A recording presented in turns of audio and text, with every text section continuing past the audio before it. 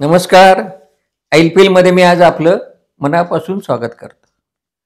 आजीच्या जवळी घड्याळ कसले आहे चमत्कारिक, देई ठेवून ते कुठे नाही कुणा ठाऊक.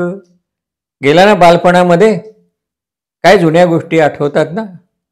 ही कविता आहे आचार्य प्रल्हाद केशव अत्रे. आचार्य अत्रे यांची 125वी जयंती सुरू आहे, जयंती महोत्सव सुरू आहे आणि तो 12 ऑगस्टला त्याची सांगता होत आहे आणि 13 ऑगस्टला त्यांची 126वी जयंती आपण साजरी करणार आहोत. अतिशय अष्टपैलू, म्हणजे गेल्या 10,000 वर्षात असा वक्ता झाला नाही म्हणतात, पुढेही होणार नाही. असा वक्ता आणि अष्टपैलू लेखक, पत्रकार, नाटककार, चित्रपटकार, काय काय म्हणून सांगायचं. अशा अत्र्यांवरती काहीतरी बोलावं, त्यांना भावांजली व्हावी म्हणून माझे मित्र प्राध्यापक सुनील हिंगणे यांना या ठिकाणी मी मुद्दाम बोलवलंय. त्यांचं प्रथम मी आपलं स्वागत करतो. नमस्कार सर. नाशिक रोडचं आरंभ महाविद्यालय आहे, नाशिक शिक्षण प्रसारक मंडळाचं, त्याचे ते उपप्राचार्य म्हणून सेवानिवृत्त झालेले आहेत.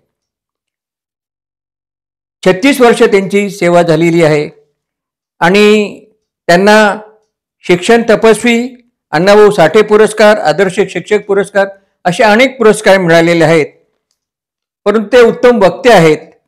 हास्य आणि आरोग्य, कविता फुलते कशी, पसायदान, मनाचे श्लोक, शालेय व्यवस्थापन, तंत्र आणि मंत्र अशा अनेक विषयांवर त्यांची व्याख्यानं सतत निराळ्या ठिकाणी होत असतात. मुख्य म्हणजे मला ते आवडतात, ते आस्वादक वाचक आहेत. अतिशय उत्तम वाचक असणं आणि ते रसिकतेने वाचणं आणि जे आपण वाचलेलं आहे ते इतरांपर्यंत नेणं, हे एक मोठं वेगळं समाजसेवेचं कार्य ते करतायत. आणि आज अत्र्यांविषयी ते आणि मी संवाद साधणार आहोत. आता बरंचसं तेच बोलणार आहेत, तेव्हा मी या ठिकाणी त्यांचं पुन्हा एकदा स्वागत करतो IPLवरती. आणि वक्ता म्हणून ते सगळ्यांना माहिती आहेत. मगाशीच मी त्यांच्याशी बोलताना म्हणालो की वक्ता जो असतो तो लोकप्रिय असतो, लोकांना माहीत असतो. आचार्य अत्रे चित्रपट निर्माते होते, लेखक होते, अभिनेते होते, नाटककार होते. परंतु सगळ्यात अत्र्यांचं वैशिष्ट्य म्हणजे ते अतिशय परखड उत्तम असे वक्ता होते. म्हणून गावोगाव जायचे आणि लोकांपर्यंत जायचे आणि म्हणून आचार्य अत्रे लक्षात राहिले. आणि तसेच हिंगणे सर सुद्धा वक्ता म्हणून उत्तम आहेत. तर मला याच अनुषंगाने त्यांना पहिला प्रश्न विचारायचा आहे की आचार्य अत्रे यांचं वक्ता म्हणून वैशिष्ट्य तुम्हाला काय जाणवतं? नमस्कार सर. अत्र्यांबद्दल बोलणार आहोतच आपण. बर बर. पण तरी सर्वप्रथम मी आपलं मनपूर्वक अभिनंदन करतो. हे चॅनल सुरू करून जेमतेम 5-6 महिनेच झालेले आहेत, पण तरी खरंच खूप चांगल्या पद्धतीने याला प्रतिसाद मिळतो आहे. आणि खरंच या वयात या अशा पद्धतीने आपण अजून कार्यरत असणं हे आमच्यासारख्यांना अत्यंत प्रेरणादायी आहे. मला एक कविता आठवते. कविता त्या 2 वळी तुम्हाला लागू पडतात असं मला वाटतं. बर बर. म्हणून मी त्या 2 वळी सांगतो. एक कवी असं लिहितात की वय माझे 60 आहे, शून्य त्यातील गायब आहे. बर. त्या 6 वर्षाच्या मुलाचा जो उत्साह असतो तो आज आपल्याकडे आहे आणि खरंच आपलं त्यासाठी मनपूर्वक अभिनंदन. धन्यवाद. चालू आहे IPL लोकांना घर बसल्या साहित्याचा आनंद द्यावा, हा एक आनंद आहे. आणि माझ्याही वयानुसार मी घर बसल्या काय करू शकतो हे लक्षात आलं आणि हे माध्यम सुरू केलं. आता आपण अत्र्यांविषयी बोलावं. आचार्य अत्रे नावच इतकं मोठं आहे की किती आणि काय बोलायचं. आणि आपण कितीही बोललो, म्हणजे कधी कधी मला असं वाटतं की परमेश्वराचं वर्णन करताना आपण असं म्हणतो की शेवटी कितीही वर्णन केली तरी दशांगोळी उरला. बरोबर आहे. तसेच आचार्य अत्रे आहेत. आणि कदाचित ज्या काळात ते होते त्या काळात ते लोकांसाठी देवा इतकेच मोठे होते असं मला नक्की वाटतं. अगदी बरोबर. मला आज पु ल देशपांडे आठवत आहेत, अत्र्यांच्या बऱ्यापैकी समकालीन असलेले. तर ते अत्र्यांबद्दल बोलताना उत्स्फूर्तपणे असं म्हणाले होते की एका अत्र्यांमध्ये 10-12 अत्रे आहेत मला वाटतं पोलंडची ही जी मार्मिक अशी प्रतिक्रिया आहे, फारच सुंदर. ती प्रतिक्रियाच आपल्याला अत्र्यांचं मोठेपण सूचित करते. यापेक्षा आणखीन कोणी काय बोलायचं वेगळं. त्यामुळे अत्र्यांना आधी मनपूर्वक सलाम.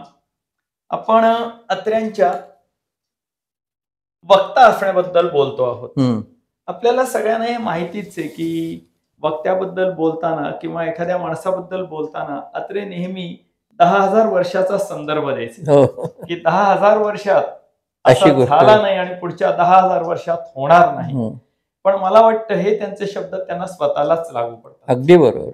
वक्ता म्हणून जर आपण आचार्य अत्र्यांचं वेगळेपण आणि मोठेपण पाहिलं तर कधीही त्यांना भाषणासाठी कुठलाही विषय वर्ज्य नव्हता. राजकारण असो, समाजकारण असो, कुठल्याही विषयावर जसा एखादा सिद्धहस्त लेखक असतो तशा पद्धतीने अत्र्यांना सरस्वती प्रसन्न होती. अगदी बरोबर. आणि त्यामुळे अत्रे एकदा बोलायला लागले की फक्त हास्याचा धबधबा आणि टाळ्यांचा कडकडाट हेच फक्त असायचं. अत्र्यांशी जेव्हा या संदर्भात अनेकांनी संवाद साधला होता तेव्हा आचार्य असं म्हणाले होते की खरं तर लेखन आणि भाषण यामध्ये मला जरी दोन्ही आवडत असलं तरी भाषण मला जास्त आवडतं. आता भाषण म्हणे प्रत्येक वेळेला खूप सोपं असतं असं नाही. कधी कधी ते अवघडही होतं. पण सोपं केव्हा होतं तर मुळामुठेला पूर आल्यानंतर त्या पुराबरोबर सगळं वाहत जावं तसा जेव्हा वक्ता वाहत जातो त्यावेळेला ते भाषण हे खरोखर खूप चांगलं होतं. तसंच अत्र्यांचं बोलणं हे नेहमी असायचं.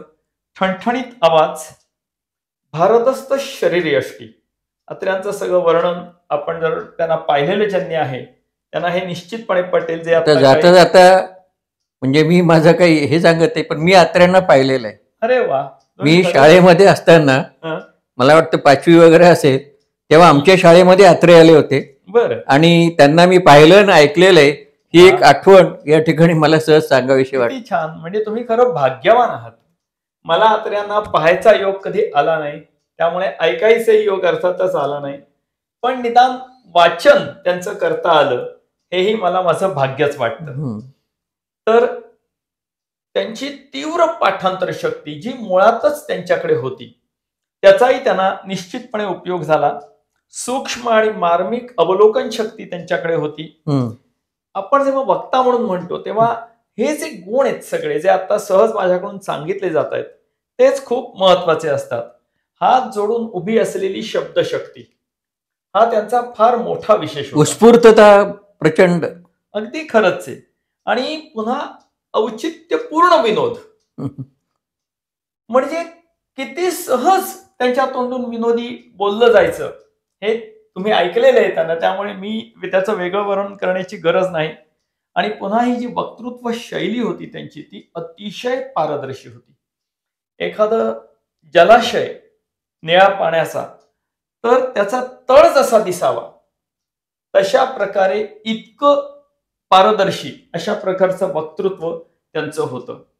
मला असं वाटतं की त्यांनी जो काही विनोद केला आपल्या वक्तृत्वामधून तर कधी कधी काही लोकांना तो कदाचित अश्लीलतेकडे झुकतो आहे असं वाटतही असेल. पण प्रत्यक्षात जेव्हा आपण नीट विचार करतो आणि ज्या कारणामुळे त्यांनी तो विनोद केला हे लक्षात घेतो तेव्हा असं निश्चितपणे लक्षात येतं की त्यांनी विनोदवेळवार केलेला आहे असं मला तरी कधी वाटलं नाही. बरोबर, अगदी बरोबर. आणि हा त्यांचा तेवढाच खास विशेष आहे. शेवटी विनोदकाराची बोलताना त्याची जी दृष्टी असते आणि बोलतानाची जी उक्ती असते ती अशा प्रकारची असते की एखादा कुशल सर्जन सारखी असते. एखादा कुशल सर्जन आपला एखादा खूप वेदना देणारा अवयव आपल्याला कुठलीही वेदना न देता काढून टाकतो. तशा पद्धतीने आचार्य अत्र्यांनी त्यांच्या वक्तृत्वामधून पेनलेस अशा पद्धतीचा विनोद आणि बोलणं केलेलं आहे. आणि म्हणून ते मला खूप भावतं. त्यांना गर्दीचं प्रचंड वेळ होतं आणि ती गर्दी जेव्हा भोवती जमा व्हायची त्यावेळेला ते खरोखरच त्या गर्दीबरोबर वाहून जायचे. आणि म्हणून त्यांनी मुळामुठेचं उदाहरण देताना असं सांगितलं होतं की नुसतं त्या पुरामध्ये प्रवाहाबरोबर वाहून जाताना आपल्याला हातपाय सुद्धा हलवायची गरज भासत नाही. तशा पद्धतीने वक्ता बोलला गेला पाहिजे. वा, मग आपोआपच त्याचं वक्तृत्व फुलायला वेळ लागत नाही. आचार्य अत्र्यांचं वक्तृत्व हे अशा पद्धतीने फुलत होतं. गर्दीचं मानसशास्त्र त्यांना खूप चांगलं कळलं होतं. बर, एखादा डॉक्टर जसा क्लोरोफॉर्म देतो तशा पद्धतीने त्यांची मोहिनी लोकांवर पडायची. खरंय. आणि म्हणून ते क्लोरोफॉर्म हा शब्द त्यासाठीही उपयोगात आणायचे. आणि म्हणून मला अत्रे हे त्यांची जी भाषणं होती ते असं म्हणायचे की भाषण हे कधीही लिहायचं नाही, ते उत्स्फूर्तच असलं पाहिजे. तुम्ही जेव्हा लिहिता तेव्हा ते कृत्रिम होतं, त्यामुळे ते कृत्रिम होता कामा नये यासाठी ते न लिहिता जसं सुचेल तसं उत्स्फूर्तपणे बोलणं यालाच ते भाषण म्हणायचे. वक्ता आणि श्रोता यांच्या परस्पर संबंधामधून भाषण किंवा व्याख्यान निर्मिती होते यावर त्यांचा खूप विश्वास होता.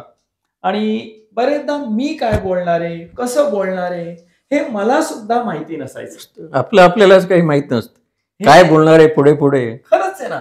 आणि म्हणजे आता जेव्हा अत्र्यांची भाषण आपण ऐकतो अजूनही युट्यूबवर, त्यावेळेला अत्र्यांनी त्याची अशी काहीतरी पूर्वतयारी केलेली असेल असं खरोखर कधीही वाटत नाही. इतकी उत्स्फूर्तता त्यांच्या बोलण्यामध्ये निश्चितपणे होती. आणि म्हणून ती जी काही भावना आहे त्यांची, की ते असं म्हणायचे की माझं प्रत्येक व्याख्यान हे एक मला नवीन धाडस आहे असं वाटायचं. आता ते धाडस आहे असं वाटायचं याचं कारणच आहे की उत्स्फूर्तता हाच त्यांच्या व्याख्यानाचा भाषणाचा विषय होता. आणि म्हणून वक्ता म्हणून ते सर्वदूर पोचले. आणि कदाचित त्यांना हे जे जनप्रियत्व लाभलं ते कदाचित लेखक म्हणून ते मोठे होतेच, पण त्यामध्ये या वक्तृत्वाने खूप मोलाचं काम केलंय असं मला वाटतं. वक्ता म्हणूनच ते जास्त लोकांपर्यंत गेले आणि लोकांना माहित झाले, लोकांच्या लक्षात राहिले. बाकी त्यांची इतर गुण होते, नाटककार म्हणून होतेच. तर त्याच्या संदर्भात ते तुम्ही आपण नक्कीच काही मांडावे. नक्कीच. म्हणजे अत्रे खरं तर ते इतकं बहुआयामी व्यक्तिमत्व आहे की कुठला गुण त्यांच्याकडे नाहीये. म्हणजे एकदा बाकीबाब म्हणजे बाबू बोरकर हे पु ल देशपांड्यांबद्दल बोलताना असं म्हणाले होते की भाई तुम्हाला देवाने किती म्हणून दिलंय. मला वाटतं हे वाक्य अत्र्यांना सुद्धा तेवढंच लागू पडतं की खरंच किती म्हणून दिलंय. अष्टपैलू हा शब्दही कमी पडला. अगदी इतके पैलू त्यांच्याकडे होते आणि ते आजही जनमानसामध्ये तितकेच प्रिय आहेत. याचं ते कारण आहे. आयुष्याचा प्रत्येक क्षण त्यांनी रसिकतेने आनंदून टाकला किंवा सुगंधित केला असं मला वाटतं. अगदी खरंच आहे. आणि त्यांनी सुगंधित केला तो त्यांचा तर झाला, पण तो सुगंध आपल्यापर्यंत आला आणि तो अजून कायम टिकून आहे. वा वा, बरोबर. ही खूप मोठी गोष्ट आहे. अत्र्यांनी जवळपास 27 नाटकं लिहिलेली आहेत. बापरे, आता कसा काय वेळ काढला असेल. खरंच ना. पत्रकारिता, मराठा, सिनेमा आणि राजकारण, शिक्षण, संसार. अगदी अगदी म्हणजे आश्चर्य वाटावं अगदी असं आहे. कारण विचार करा तुम्ही की 28 नाटकं, 5 कथासंग्रह, 2 कादंबऱ्या, अरे बापरे, चित्रपट निर्मिती, पत्रकार म्हणून 6 वेगवेगळ्या प्रकारची मासिकं आणि मराठा हे तर सगळ्यांना माहितीच होतं. तर इतकं सगळं काम म्हटलं तर उणपुरं 71 वर्षांचं आयुष्य. म्हणजे आज मला ते उणपुरं वाटतंय जेव्हा मी एवढी मोठी साहित्य संपदा त्यांनी निर्माण केली आणि इतकी भाषणं त्यांनी दिली. त्यावरनं मला असं वाटतं की हे तुलनेने कमी आयुष्यामध्ये त्यांनी खूप फारच हे केलेलं आहे. त्यामुळे ही जी 27 नाटकं त्यांची आहेत त्यामध्ये साष्टांग नमस्कार सारखं नाटक असेल, लग्नाची बेडी सारखं नाटक असेल, त्यावेळेचे विषय त्यांनी घेतले समाजामध्ये जे गाजत होते. अगदी अगदी. आणि त्या विषयांना न्याय देऊन वाचा फोडण्याचं काम त्यांनी हसत वाचा फोडण्याचं काम त्यांनी केलं. म्हणजे बरेचदा असं जे त्यांच्या विनोदाबद्दल हे वाचा फोडण्यावर मला आठवलं की असं म्हणता येईल की त्यांनी कधीही एखाद्या व्यक्तीने जीवनातून उठावं म्हणून विनोद केला नाही, पण वृत्तीने जीवनातून उठावं म्हणून त्यांनी निश्चितपणे विनोद केला. आणि त्यामुळे त्यांचा विनोद हा खरोखर अतिशय ज्याला आपण निर्मळ म्हणू अशा प्रकारचाच होता. आपण त्यावेळेचे सगळे सामाजिक प्रश्न त्यांनी नाटकामध्ये त्यांनी निश्चितपणे सवळेपणा किंवा आपल्या सभ्यता, हो, या म्हणजे खरंच त्यांनी जेव्हा आपण त्या काळाचा विचार करतो आणि मग ती नाटकं पाहतो त्यावेळेला त्या कुठल्या प्रश्नाला त्यांनी या नाटकातून वाचा फोडली हे सहज लक्षात येतं. व्यायामाचं महत्व असलेलं, व्यायामाचं, बरोबर आहे सर. मग ही सगळी जी नाटकं आहेत, मला आठवत आहे की जसं मोरूची मावशी म्हणजे ही सगळी नाटकं मी जेव्हा लहान होतो तेव्हा जाहिराती वाचायचो मी. पण खूपच लहान होतो त्यामुळे बाकी काही कळायचं. बरोबर. पण आज जेव्हा आपल्याशी संवाद साधताना ते सगळं लक्षात येतं, आठवतंय, त्यावेळेला खरंच या नाटकांनी किती त्यांना त्या काळामध्ये म्हणजे केवढी समाज जागृती केलेली असेल फार हे निश्चितपणे लक्षात येतं. त्यांची जी नाटकं होती त्यामध्ये मी आता काही नाटकांची नावं घेतली, पण एका नाटकाचं नाव मला जास्त घ्यावंसं वाटतंय ते म्हणजे घराबाहेर. घराबाहेर हे जे नाटक होतं त्या नाटकामुळे खरं तर आज जे आपण एखाद्या चित्रपटामध्ये चित्रपट बघायला गेलो आणि तिकीटं मिळाली नाहीत, नाटकाला गेलो आणि तिकीटं मिळाली नाही, तर हाऊसफुलचा बोर्ड असतो. त्या हाऊसफुल बोर्डचा जन्म या घराबाहेर नाटकामुळे झालेला आहे. पहिल्यांदा तेव्हा तो शब्द अनंत हरी गद्रे यांनी उपयोगात आणला. ते नाटक जेव्हा होतं तेव्हा त्या नाटकासाठी म्हणून तिकीट काढायला लोक गेले आणि त्यांना तिकीट मिळालं नाही. 2 दिवस आधीच सगळी तिकीटं संपलेली होती. त्यावेळेला अनंत हरी गद्रे यांनी तिथे हाऊसफुल हा बोर्ड लिहिला आणि मग ती प्रथा सुरू झाली. म्हणजे हाऊसफुलचं जे श्रेय आहे ते सगळं अर्थातच आचार्य अत्र्यांच्या घराबाहेर या नाटकालाच द्यायला पाहिजे. फार जाज्वल्य प्रश्न त्याच्यामध्ये घराबाहेर मध्ये मांडला. एकूणच काळाच्या पटलावर अष्टपैलू व्यक्तिमत्वाची अमिट अशी मुद्रा उमटवणारे थोर नाटककार म्हणून आपण आचार्य अत्र्यांकडे पाहिलं पाहिजे. आणि आणखीन एक त्या घराबाहेर नाटकाचा विशेष असा होता की त्यापूर्वी आणि त्यानंतर जे घडलं नाही अजूनही, तेव्हा जे घडलं होतं ते म्हणजे या घराबाहेर नाटकाचं थेट रेडिओ प्रक्षेपण झालेलं आहे. बरोबर. हे त्यापूर्वीही कधी घडलं नाही आणि त्यानंतरही कधी घडलं नाही. त्यामुळे खरोखर याचंही सगळं श्रेय हे आचार्य अत्र्यांच्या घराबाहेर या नाटकाला आहे. आणि त्यांचं कुठलंही नाटक हे विनोदाची फोडणी घेऊनच यायचं.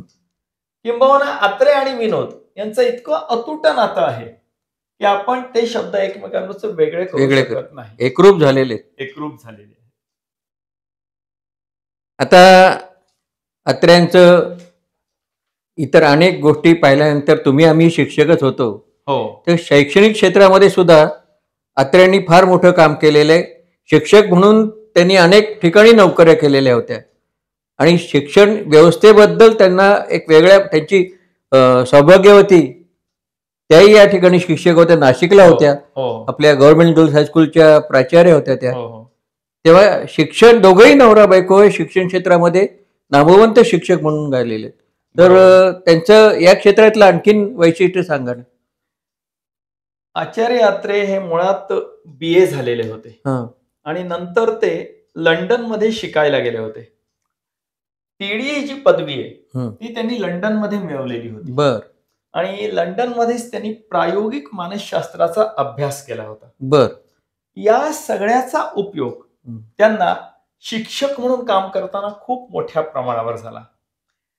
पुण्याला जी कॅम्प एज्युकेशन सोसायटी आहे त्या शाळेमध्ये त्यांनी 18 वर्ष हेडमास्टर म्हणून मुख्याध्यापक म्हणून काम केलेलं आहे. आणि खरं तर ती शाळा नाही प्रयोगशाळाच होती त्यांच्यासाठी. बरोबर. अलीकडे म्हणजे तरी त्याला आता काही वर्ष झाली, पण डॉक्टर आनंद नाडकर्णी यांनी एक वाक्य उच्चारलेलं आहे शिक्षणाच्या संदर्भात. ते जे वाक्य आहे ते वाक्य अत्र्यांना तंतोतंत लागू पडतं. आनंद नाडकर्णी असं म्हणाले की शिक्षण हे 4 H साठी असतं. त्यातला पहिला H हेड, दुसरा H हँड्स, तिसरा H हेल्थ आणि चौथा H हार्ट. हे जे 4 H आहेत, या 4 S साठी म्हणूनच जणू काय अत्र्यांनी शिक्षक म्हणून काम केलंय. हे त्यांच्या विद्यार्थ्यांच्या प्रतिक्रिया जरी ऐकल्या, काय तरी भाग्यवान असतील ते विद्यार्थी, यांना अत्रे शिकवतायत म्हटल्यानंतर. खरंच आता खरंच त्यावेळेस तेवढे ते विद्यार्थ्यांना त्याची कल्पना नसेल असेल. की आपले शिक्षक इतके हम्म. मोठे आहेत म्हणून, पण जाणवतं ना शिकवताना. निश्चित निश्चित जाणवतं, काही वादच नाही. आणि तो अनुभव तुम्हाला सुद्धा आहे सर. त्यामुळे आपण दोघंही शिक्षक असल्यामुळे हो. नक्कीच. विद्यार्थ्यांना कसा आनंद मिळतो हे आपल्याला अगदीच नक्की माहिती. अगदीच अगदीच.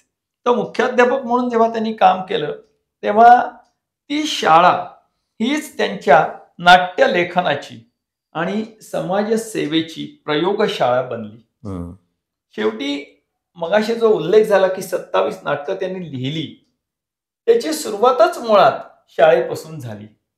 कारण शेवटी शाळा म्हटल्यावर त्या मुलांचा विकास जर खऱ्या अर्थाने करायचा असेल, तर फक्त अभ्यास आहे की अभ्यास म्हणून चालत नाही. त्यांचे जे आपण ज्याला अदर ऍक्टिव्हिटीज म्हणतो, त्यांच्यामध्ये ज्या काही कलागुण आहेत, त्या कलागुणांना वाव मिळावा म्हणून म्हणतो, त्यासाठी त्यांनी शाळेच्या व्यासपीठाचा खूप चांगला उपयोग करून घेतला. बरोबर.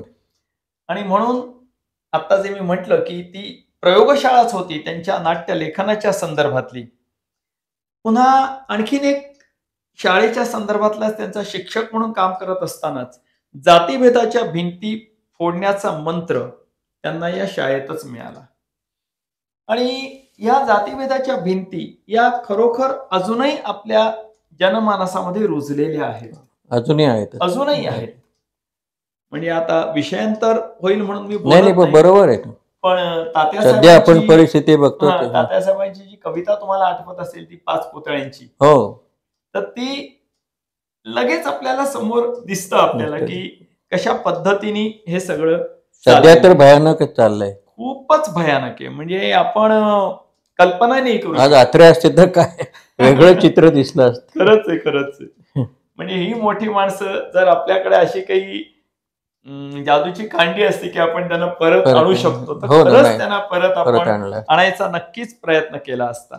आणि त्यामुळे शिक्षक म्हणून असलेलं आचार्य अत्रे यांचं योगदान आणि शिक्षक म्हणून जी जडणघडण त्यांची झाली, त्याचाच पुढे अत्र्यांचं जे भारदस्त व्यक्तिमत्व आपल्याला सर्व क्षेत्रामध्ये दिसतं, त्याचा पायाच शिक्षकी पेशातून झालेला आहे. दोघंही पती पत्नी शिक्षक म्हणजे आणखीनच त्यांना साथ नक्कीच. चांगली मिळाली. अगदी प्रश्नच नाही काही. आता या सगळ्या गोष्टीमध्ये अत्र्यांची अनेक वैशिष्ट्य आहेत. विडंबनकार अत्रे केशव कुमार हो, म्हणून हो. झेंडूची फुलं तर प्रसिद्ध आहेत. हो, तुम्ही तर- झेंडूच्या फुलांचा विषय काढलात, हा. तर खरं तर विडंबन कविता ही तेव्हापासूनच सुरू झाली हम्म. असंच म्हणावं लागेल. हा. आता त्यातल्या ज्या कविता आहेत, झेंडूची त्यांनी फुलं, कवींवर चांगलं झोडपलंय. अगदी म्हणजे चांगलं त्या कविता. झेंडूची फुलेमध्ये जे कवी म्हणजे आता कवींनी स्वतःला गावोगाव कविता वाचून जे त्याला एक दर्जा त्यांचा खालवला होता, हम्म. त्या कवींची त्यांनी चांगलीच हजेरी अगदी या बरोबर झेंडूची आहे, सर. फुलेमध्ये घेतलेली आहे. म्हणजे मला पण आठवतं त्यांचं कवितेवर निश्चित प्रेम होतं, प्रश्नच नाही, पण प्रश्नच नाही. कविता पाडणारे जे त्याच्यावर होते त्यांनी त्यांची त्यांनी चांगली त्या ठिकाणी आणि पर्याय नव्हता, हे करणंही करणंही भाग होतं. गरजेचं होतं ते. हा. केशवसुतांची एक कविता मला आठवते आहे. हा. आणि जेव्हा ते विडंबन लिहायचे, हा. त्यावेळेला जो मोठा कवी आहे त्याच्या कवितेचं विडंबन जर केलं, तर त्यांनी आधी केशवसुतांची क्षमा मागून मग ते विडंबन केलंय. म्हणजे हेतू तुम्हाला किंवा तुमच्या कवितेला दुखावण्याचा नाही, हे त्यांनी आधी निखळ निर्मळ. हा. तर त्यांची मला आम्ही कोण नावाची कविता आठवते हो. आहे. सुनीत हा जो काव्य प्रकार आहे, हो. त्या काव्य प्रकारातली ती कविता होती. आणि केशवसुतांनी कवींचं मोठेपण त्यामध्ये सांगितलं होतं. आपण एक बानगी दखल 4 ओळी बघू. हो, ऐकवा. केशवसुत असं लिहितात, आम्ही कोण म्हणून काय पुससी आम्ही असू लाडके. आम्ही कोण म्हणून काय पुससी आम्ही असू लाडके. देवाने दिधले असे जगत ये आम्हास खेळावया. बरोबर. पृथ्वी या प्रतिभाबले विचारतो चोहीकडे लीलया. दिक्कालातून आर पार अमुची दृष्टी पहाया शके. सारेही बळीवार येथील पहा आम्हा पुढे ते फिके. पाणी स्पर्शही अमुचा वसतसे वस्तू प्रती द्यावया. सौंदर्यातिशया अशी वसतसे जादू करा माझिया. ओले पाखडिता तुम्ही निवडितो ते सत्व आम्ही निके. शून्या माझी वसाहती वसविल्या कोणी सुरांच्या बरे. पृथ्वीला सूर लोक साम्य झटती आणावया कोणते. ते आम्हीच सुधाकृती मधुनिया ज्यांच्या सदा पाझरे. ते आम्हीच शरण्य मंगल तुम्हा ज्यापासून लाभते. आम्हाला वगळा गत प्रभजणी होतील तारांगणे. हे महत्वाचं आहे. आम्हाला वगळा विकेल कवडी मोलावरी हे जिणे. कवींचं मोठेपण हे विलक्षण. अगदी खूप केशवसुतांनी छान पद्धतीने ते सांगितलं. आणि शेवटच्या 2 ओळींमध्ये, ज्याला आपण कलाटणी किंवा क्लायमॅक्स असं इंग्लिशमध्ये म्हणतात, त्यातून कवींचं मोठेपण हे प्रकर्षाने समोर येतं. आम्हाला वगळा. आम्हाला वगळा. कवींना वगळलं तर काय होईल. नेमका याच कवितेवर आचार्य अत्रेंनी विडंबन केलं. आणि विडंबन करताना त्यांनी इतक्या छान पद्धतीने ते केलेलं आहे. जरी केशवसुतांची क्षमा मागून असं म्हटलेलं असलं तरी सुद्धा त्या काळात सुद्धा कवी कशा पद्धतीने काही, सगळे नाही काही, वागत होते ते आचार्य अत्रेंनी अधोरेखित केलंय. आचार्य अत्रे केशवसुतांच्या कवितेचं विडंबन करताना लिहितात, आम्ही कोण म्हणून काय पुसता दाताड बेंगाडुनी. फोटो मासिक पुस्तकात न तुम्ही का अमुचा पाहिला. किंवा गुच्छ तरंग अंजली कसा अद्यापिना वाचिला. चाले ज्यावरी अखंड स्तुतीचा वर्षाव पत्रातुनी. ते आम्हीच परवाङ्मयातील करू चोरून भाषांतरे. इथेच आचार्य अत्र्यांनी या ज्या 4-5 ओळी फक्त आपण वानगी दाखल म्हणून पाहिल्या, त्यातूनच आचार्य अत्र्यांनी हे जे कवी आहेत अशा प्रकारचे, ते किती ज्या पद्धतीने कविता लिहिली गेली पाहिजे, केशवसुतांनी कवींचं जे कौतुक केलंय त्यापेक्षा कसे हे वेगळे आहेत. उदंड पीक याच्यावर केलेली ही मल्लिनाथी. आणि अशाच प्रकारच्या कविता झेंडूची फुले या कविता संग्रहामध्ये आहेत. आणि विडंबन कवितेची सुरुवातच आचार्य अत्र्यांपासून झाली असं म्हटलं तर चुकीचं होणार नाही. बरोबर. आता आचार्य अत्र्यांचं इतकं सगळं आता काय काय आठवायचं. आणि ते 5 खंड त्यांनी कऱ्हेचे पाणीचे लिहिलेले आहेत. त्याबद्दल कऱ्हेचं पाणी खर तर ते ज्या गावात म्हणजे सासवड तिथे जवळच असलेलं त्यांच्या गावाचं नाव कोडीत खुर्द या गावाला त्यांचा जन्म झाला. त्या ठिकाणी कऱ्हा नावाची नदी होती. आणि त्या नदीवरून या आत्मचरित्राचं नाव कऱ्हेचं पाणी हे जे आलेलं आहे ते त्या नदीवरून आलेलं आहे. आणि ते निखळ आहे. मला वाटतं त्यांनी काही लपून छपून काही लिहिलेलं नाही, ते खुले होते. खुलेच होते. म्हणजे त्यांनी लपून छपून आयुष्यात कधी काही केलंच नाही. जे काही केलं ते अगदी उघडपणे. वनमालावरती प्रेम केलं म्हणजे ते सुद्धा अगदी उघड त्यांनी जगजाहीर करून ते सगळं झालेलं. इतका निखळ निर्मळ माणूस म्हणजे. आणि माणूस म्हणून सुद्धा त्यांचं वैशिष्ट्य फार मोठं आहेच. आजच्या थोडस वेगळ्या भाषेत बोलायचं तर my life is an open book अशा पद्धतीने आचार्य अत्र्यांचं पूर्ण आयुष्य आहे. कुणी यावं आणि वाचावं. कुठलंही काही लपाछपी त्यांनी केलेली नाही. ज्यांना आज अत्रे समजून घ्यायचे आहेत नव्या पिढीला, त्यांनी हे कऱ्हेचं पाणी 5 खंड जर वाचले तर त्यांना कळेल की केवढा मोठा हा माणूस होता. अगदी खरंच आहे. आणि ते वाचले पाहिजेत, कारण ते खऱ्या अर्थाने अक्षर वाङ्मय आहे असं मला अजूनही वाटतं.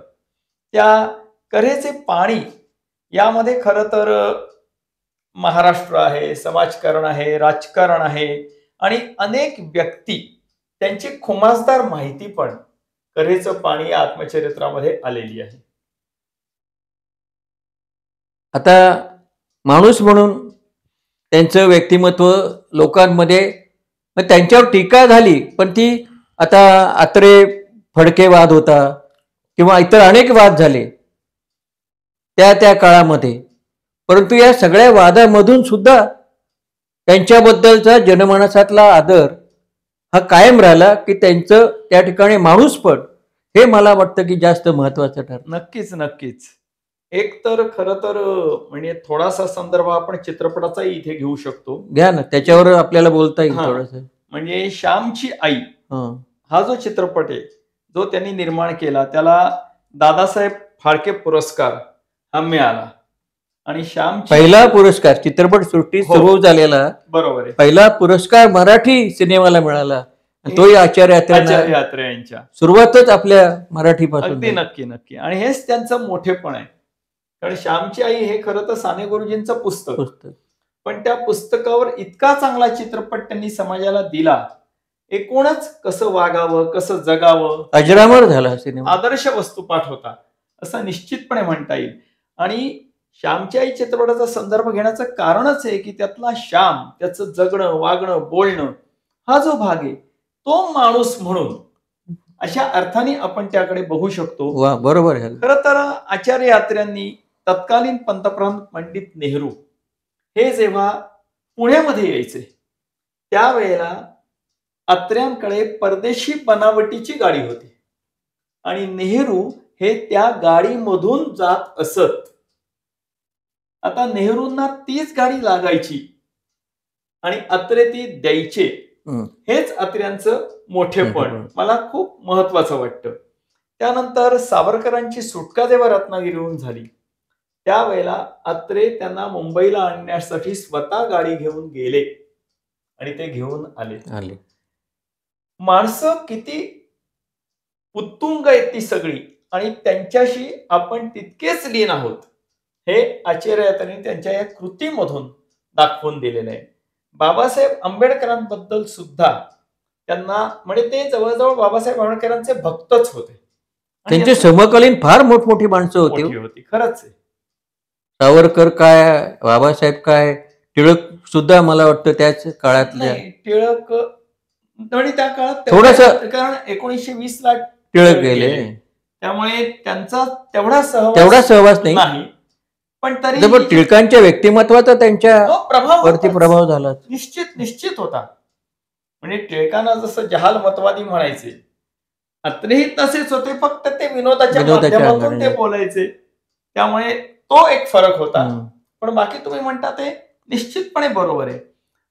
बाबासाहेब आंबेडकरांबद्दल त्यांना इतका विलक्षण आदर हा जेव्हा बाबासाहेब आंबेडकरांनी घटना दिली त्यावेळेला बाबासाहेब आंबेडकरांचं मोठेपण आचार्य यात्रेंना लक्षात आला आणि अक्षरशः ते बाबासाहेबांचे भक्त झाले. नाही तर अत्र्यांसारखा माणूस ज्यांचे अनेक जण भक्त आहेत त्यांनी बाबासाहेबांचं भक्त व्हावं यातच त्यांना आपल्या राज्यघटनेबद्दल सुद्धा किती आदर आहे हे लक्षात येतं. आता माझ्या काळातलं अनेक गोष्टी म्हणजे मराठा आम्ही इतके म्हणजे अतिशय आत्मीयतेने वाचायचो. कधी मराठा बाहेर पडेल आणि आम्हाला वाचता येईल त्यांचे अग्रलेख वगैरे. त्यावेळेस थोडी समज कमी होती परंतु तरी ते अग्रलेख शालेय त्या जीवनामध्ये सुद्धा आम्हाला खूप भारावून टाकणारे होते. खरंच आहे. फार अग्रलेख त्याचेही पुस्तक आहे आचार्यांच्या अग्रलेख आहेत. म्हणजे मला थोडासा धागा तो लोकमान्य टिळकांशी जोडावासा वाटतो की लोकमान्य टिळकांचे अग्रलेख जसे त्या काळात अक्षरशः वाचायचेच लोक, तीच प्रेरणा कदाचित त्यांनी घेतली असावी आणि तो कदाचित कळत नकळत त्यांच्यावर झालेला संस्कार चांगलं हत्यार त्यांना मिळालं होतं. समाजातले वाभाडे किंवा समाजातल्या वाईट प्रवृत्तींवरती, राजकारणाच्या वाईट प्रवृत्ती लोकांपुढे उघड करणं ते फार चांगलं हत्यार त्यांना मिळालं होतं. अगदी नक्की. पत्रकार म्हणून त्यांचं नाव त्या दृष्टीने फारच मोठं. आणि पत्रकार म्हणून जर आपण विचार केला तर तुम्ही बघा सर, मला वाटतं थोडासा विचार केला तर त्यांनी जी काही मासिकं काढली ती जरी आपण पाहिली तरी साधारण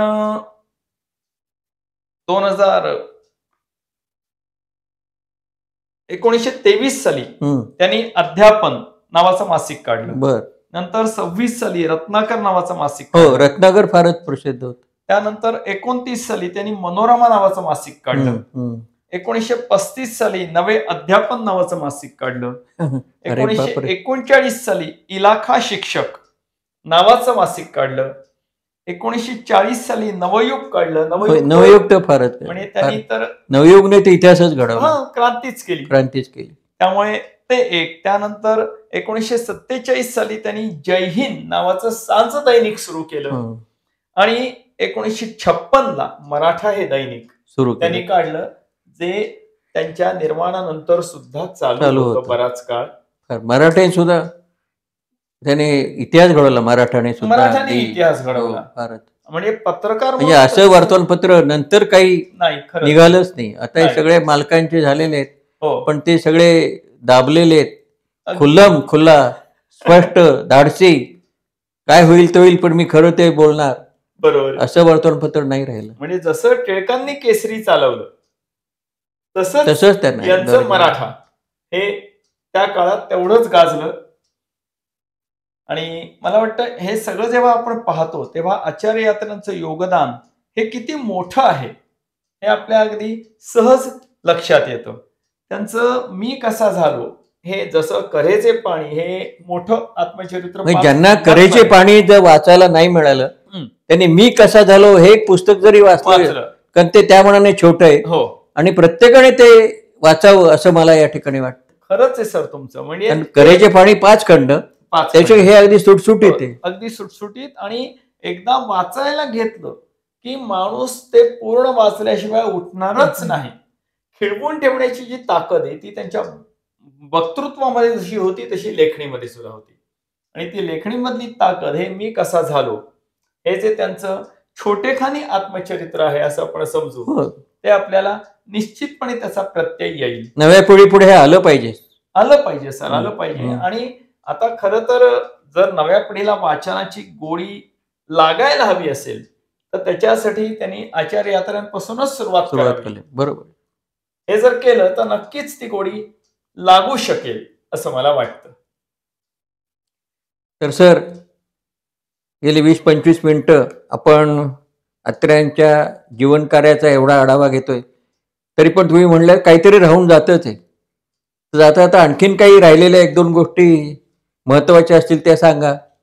हो सर, म्हणजे तुम्ही म्हणालात ते खरंच खरं आहे.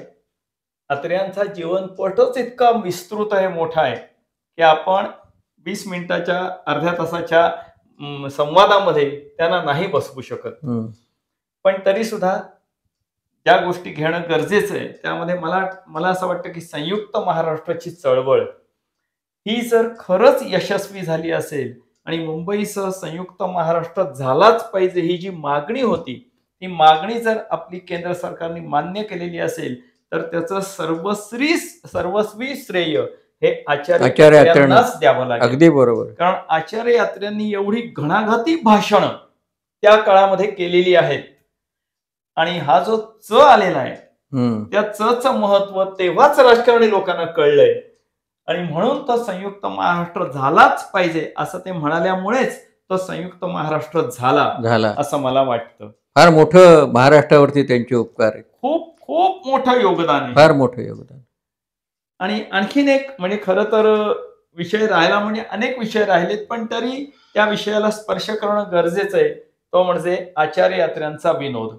त्याचा संदर्भ जरी अनेकदा आलेला असला तरी आचार्य यात्रा हे व्यक्तिमत्वच इतकं भारदस्त होतं आणि असं होतं की ते भाषणाला नुसते उभे राहिले तरी सुद्धा लोक खळखळा हसायचे.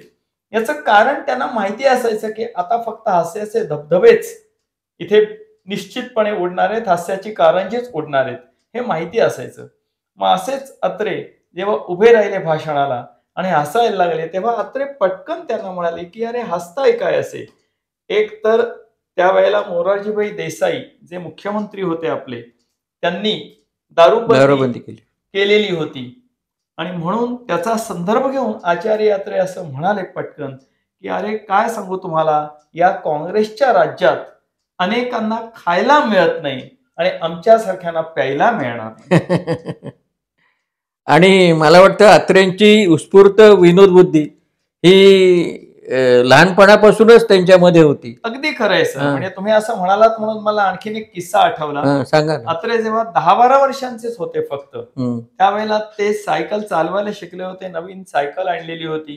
त्यावेळेला खरं तर गल्ली बोळच होते, मोठे रस्ते नव्हते आजच्या सारखे.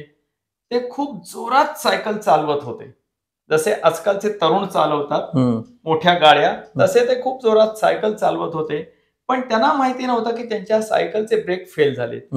ते आरामात असे चाललेले होते. अचानक समोरून एक प्रेतयात्रा आली. ती प्रेतयात्रा आल्यावर त्यांनी ब्रेक दाबला, पण ब्रेक दाबला गेला नाही. सायकलचा वेग कमी झाला नाही. त्यांनी सायकल बाजूला घ्यायचा प्रयत्न केला खरा, पण तरी सुद्धा एका खांदेकऱ्याला धक्का लागलाच आणि तिरडी धाडकन खाली पडली जमिनीवर. त्यावेळेला सगळं वातावरण एकदम बदललं आणि टिपिकल मराठी डायलॉग सुरू झाले. अरे आंधळा आहेस का, दिसत नाही का? अत्र्यांनी कुणाकडे काहीही लक्ष दिलं नाही. ते उठले, अंगाला धूळ लागली होती, ती झटकली कपड्यांची. सायकलचं हँडल वाकडं झालं होतं, ते नीट केलं. सायकल टांग भरून परत जायला लागले. तेव्हा एकाने बकोट धरून ओढला, अरे दिसत नाही का तुला, काय झालंय ते?